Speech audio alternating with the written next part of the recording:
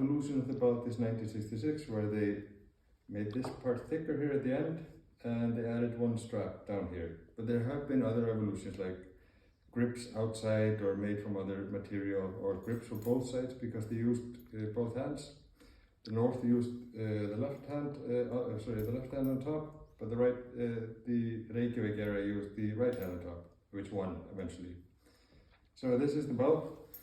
Put it on sort of like this. Not sort of, you just put it on like this.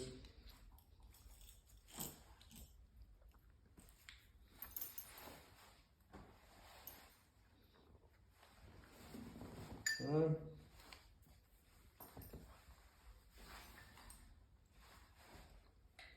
then your opponent has a belt as well. No, looks like you're gonna go skydiving. Yeah, and then you grab like this.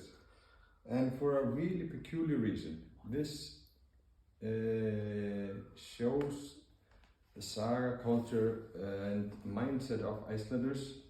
And you could also see every part of the saga in the Glíma.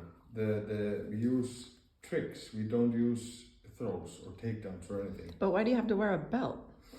I mean, are they grabbing onto that belt when they're like throwing you and stuff? Yeah. So why is this like? I mean, obviously that's different than Greco-Roman wrestling because they don't wear anything. So why did they develop that? Why do you have to wear a belt? Because they used trouser grips at one period in time. So the earliest mentioning of it is 1847, though the clearest mentioning of trouser grips is 1861. So they grabbed the trousers. And what happens when you grab trousers is either the trousers will tear or the fingers will tear, depending on what material the trousers are made from. So this was just a genius invention to put on top of that.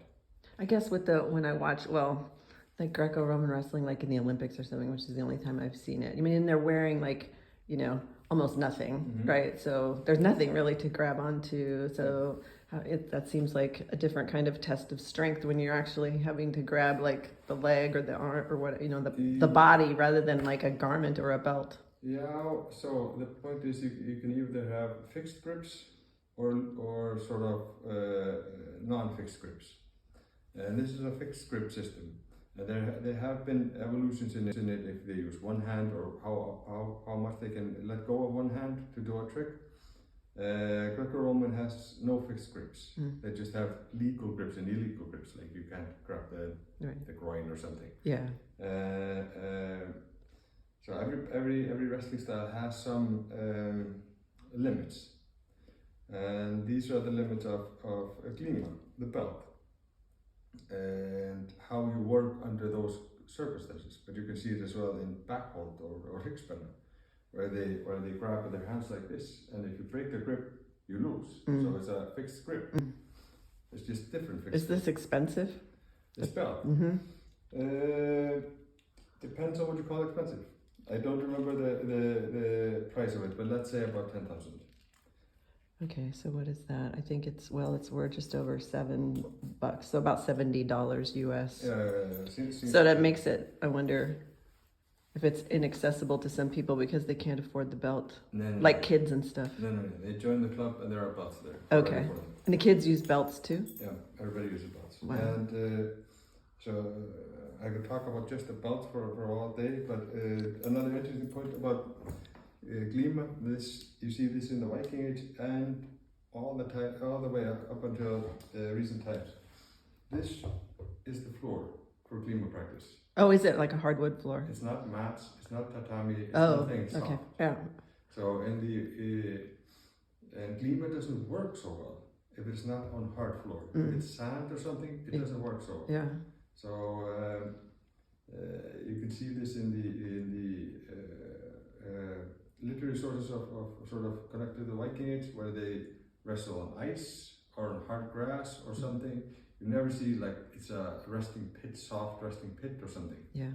So it is quite unique, and there are many other really unique things about Glíma. And if we want to go back to the Viking Age, we could see that we still use the same word for takedowns, throws, trips, and so on. We use the word bragð, trick. And the etymology of that is deception and swiftness. because really when you take your first Glima match, you will be on the floor and you'll be thinking, what happened? What It happened so fast. Yeah. Yeah. This is a hallmark of, from what we know, right, of Viking raids, why they were so successful, at least in the beginning, because they were very stealthy and they were quick. Yeah. Just like they're on you before you know what happened. Yeah, and it's so important that we have this living tradition.